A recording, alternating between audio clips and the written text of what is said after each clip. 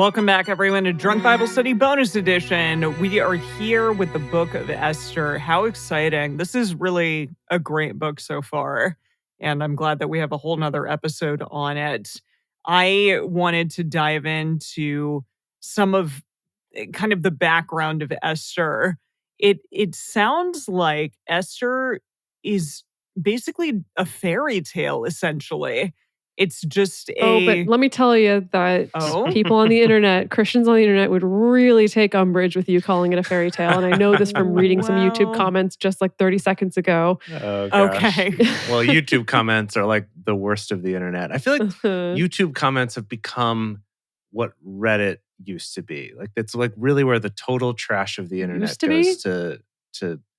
I just feel like Reddit now is not as toxic and terrible as it used to be, and that YouTube comments have gotten worse. Reddit you're hanging out on. I guess, I don't know. Maybe I'm just in the right Reddits, the wrong Reddits. I don't know. One of those. On Wikipedia, it says the apparent historical difficulties, the internal inconsistencies, the pronounced symmetry of themes and events.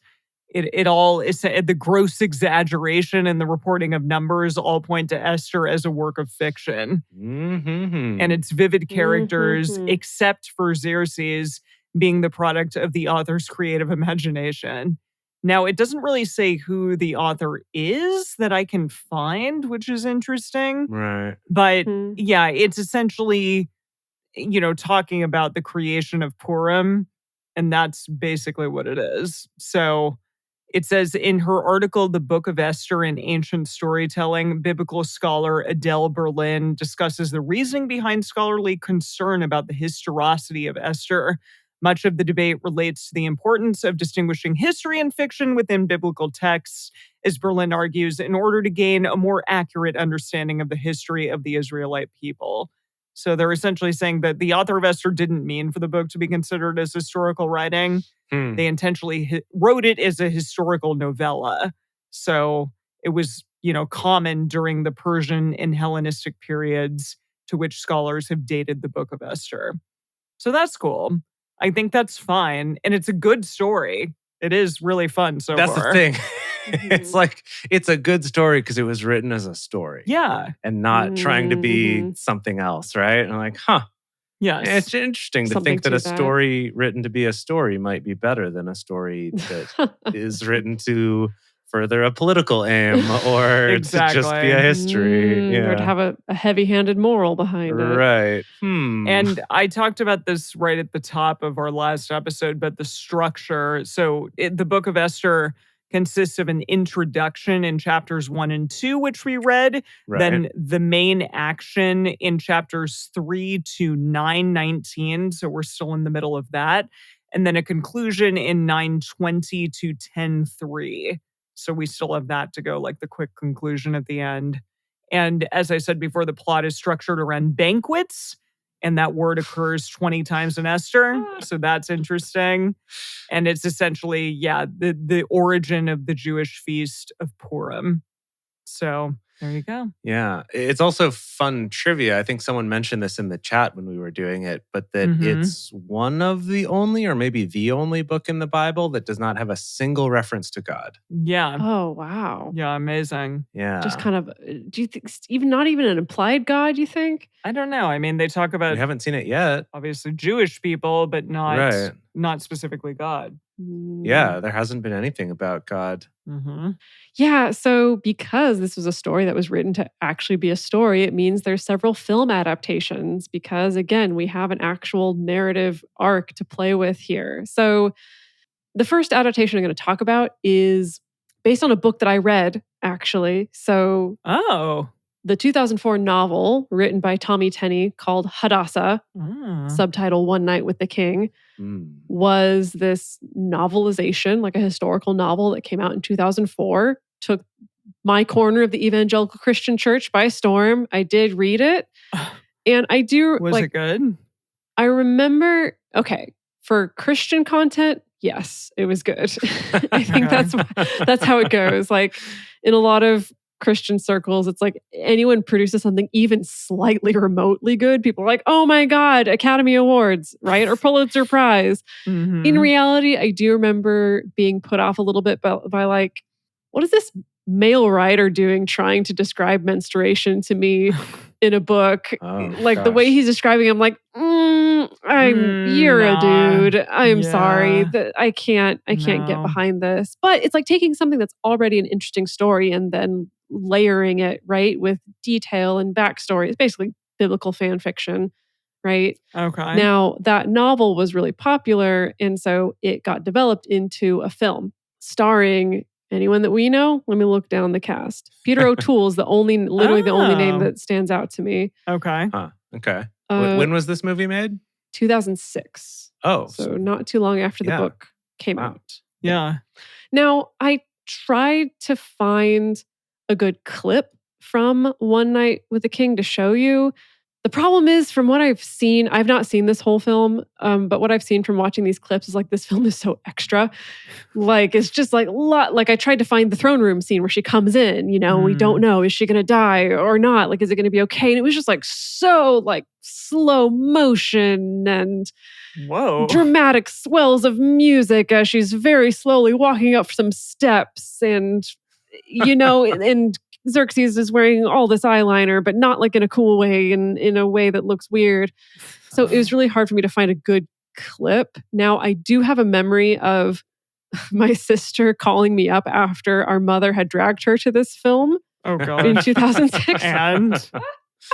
Oh my goodness. I remember my sister being like, oh my God, that film was so bad. Oh no. But mom loved it so much. Really? I couldn't say anything. Like, gosh. Yeah, she's talking about like Esther, she had like this pendant and like she would like grab it and pray and like these weird like sparkly stars of David would be like floating around her. And then Xerxes, like in the scene when she kind of comes into his bedroom, I remember my sister being like, he was wearing like this sheer see-through top, like he was wearing man lingerie. It was lingerie, sister. It was lingerie. Wow. And I did find that scene. To be fair, whatever you're envisioning as lingerie, like I think that's what, like, this is historical lingerie that he's wearing in this film. So I can't really vouch for the quality of this, but the much more beloved version is, of course, the VeggieTales version. Oh, I'm so excited. I've heard much. Yeah. Okay. Yeah. So we're going to watch just a very short clip of the throne room scene. And as people in the chat have promised,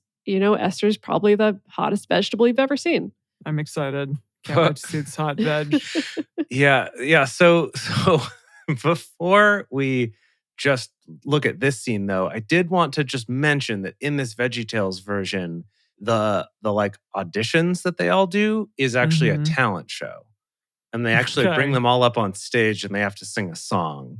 And so, you got like one contestant before who sings a song about how she wants to like save all of the homeless puppies in the city. Oh, so they're going to make it a little bit sweeter than it actually was. Yeah, well, it's for kids. Which was how well this lady does it. Yeah. Well, and also the VeggieTales version has a lot of references to God, which is funny for a book that has 0. Yeah. Okay, that is reminding me. That was something that I do remember from One Night with the King from reading the book, is that, of course, it's written by a Christian dude. And so our moral becomes, right, well, the reason why Xerxes fell in love with Esther is because she didn't have sex with him.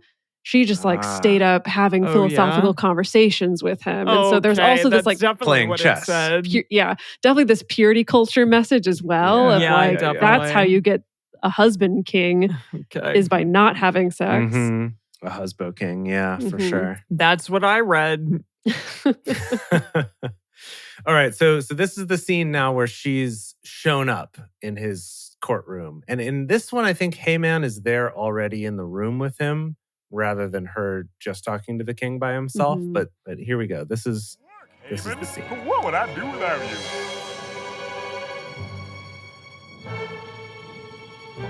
Oh, wow. She is hot.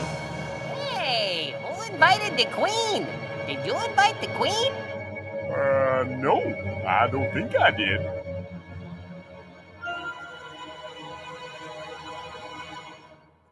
But that's okay. Oh, phew. Come on over over here, Queenie Pooh. Even the scribe breathes a sigh of relief when she doesn't get killed. I don't know if anybody told you, but popping up uninvited is generally discouraged around here. By death or banishment. But my little Queenie Pooh can visit me anytime she wants. So what is it you Does she want? talk? Just tell Yeah, me. she does. Whatever you want, it's yours. If it pleases the king, there's something that I'd like to. I'd like you and Haman to come to dinner tonight. They all have confused looks. Oh, isn't that nice? She's inviting us over for dinner. That's sweet. Now, can we talk a little bit about this, quote, hot vegetable that we're looking at? She is here? hot. Is she? Because I did not get a hot vegetable vibe. Well, from okay. her. Well, who are you comparing her to, Jace? What other hot vegetables have you seen?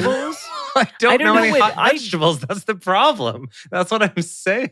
I was hoping that I would know what kind of vegetable she is. Oh, Maybe no one she's knows. Asparagus. Yeah, maybe an asparagus, maybe a green bean. Yeah, maybe a green Maybe a bean. green onion because her head's a little bulbous and she has like a stick body, so she looks like an asparagus, but with a bulbous head. Maybe she's a green onion. They've given her that Okay.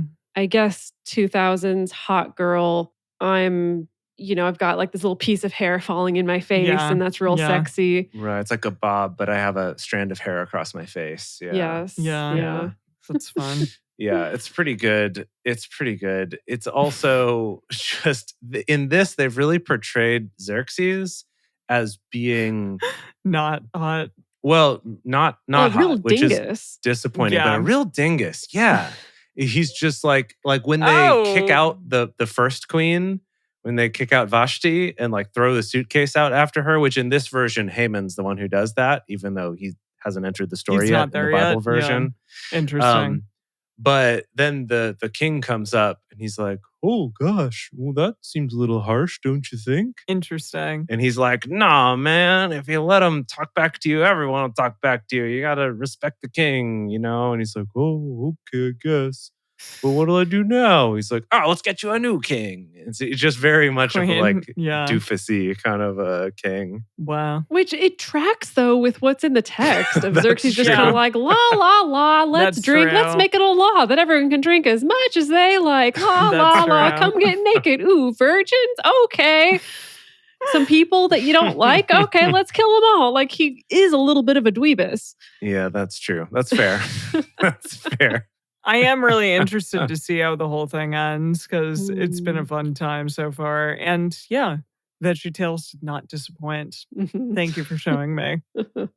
All right, everyone. Well, we'll see you next week for the conclusion of Esther, as well as a quick quiz, or maybe a long quiz. Who knows? This is kind of an in-depth book, and we've had some things that we didn't know about, words that Dedeker didn't know, things like that. Yeah, like sand traps, I think. A sand came up. trap, yes. Yeah. So perhaps that'll come up in the quiz. We'll see you then. Bye.